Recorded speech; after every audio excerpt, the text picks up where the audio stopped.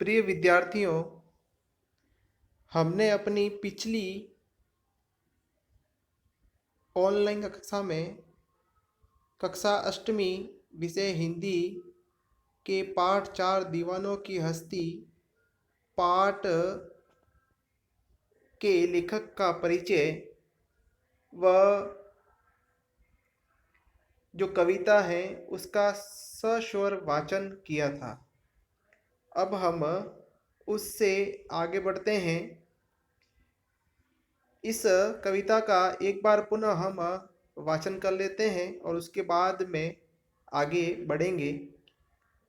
हम दीवानों की क्या हस्ती है, आज यहाँ कल वहाँ चले, मस्ती का आलम साथ चला, हम धूल उड़ाते जहाँ चले।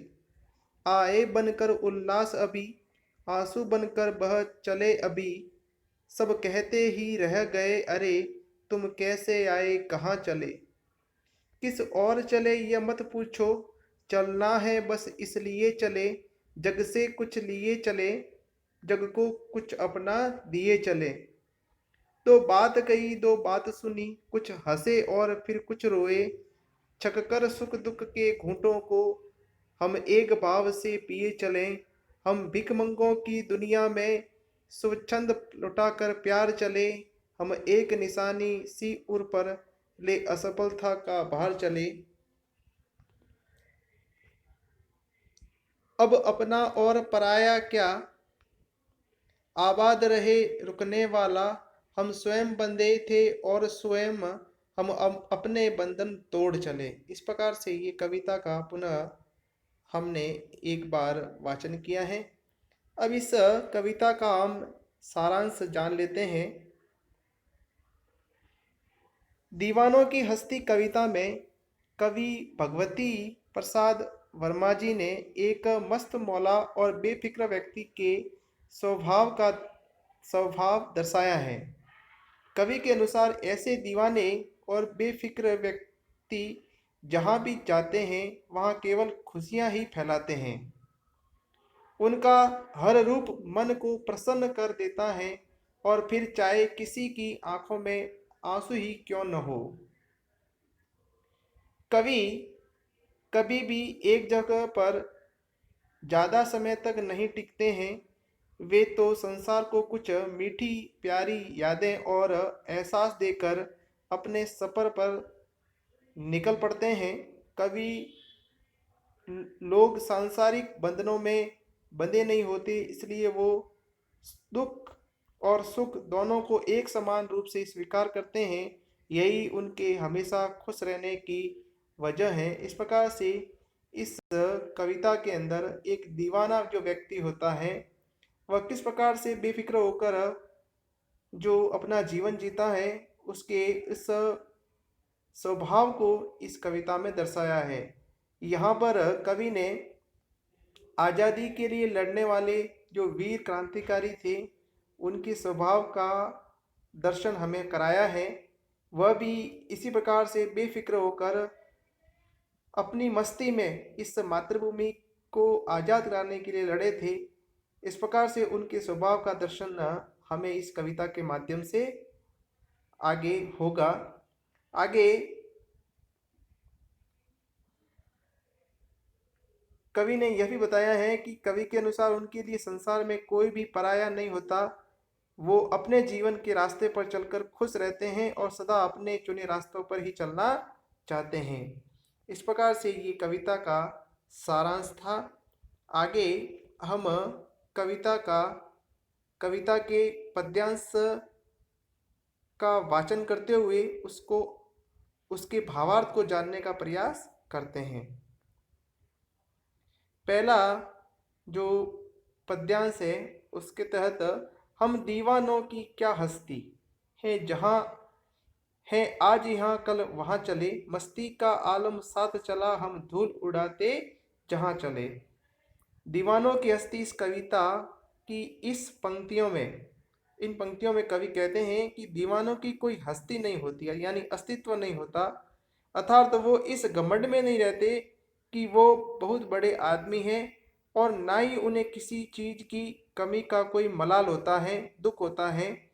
कवि खुद भी एक दीवाने हैं और बस अपनी मस्ती में मस्त रहते हैं।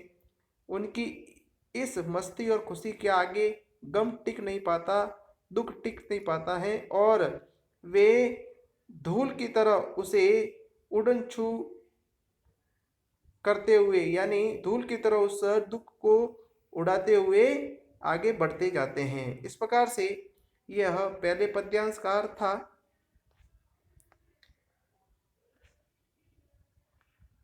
दूसरा पद्यांश है, आए बनकर उल्लास अभी, आंसू बनकर बह चले अभी, सब कहते ही रह गए अरे, तुम कैसे आए कहाँ चले।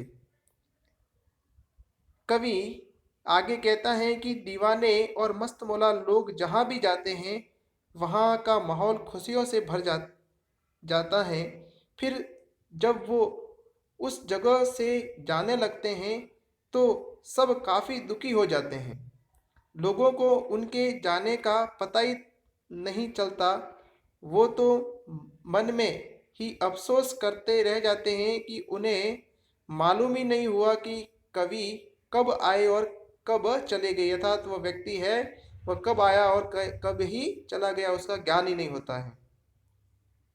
इस प्रकार कवि कह रहे हैं कि एक जगह टिक कर रहना उनका स्वभाव नहीं है, उन्हें घूमते रहना ही पसंद है, इसलिए वो अक्सर अलग अलग जगह आते जाते रहते हैं। यानी जो भी आज़ादी के लिए लड़ने वाले जो क्रांतिकारी थे वह भी एक स्थान पर टिकते नहीं थे, आज यहाँ और कल वहाँ, इस प्रकार से वह घूमते ही रहते थे।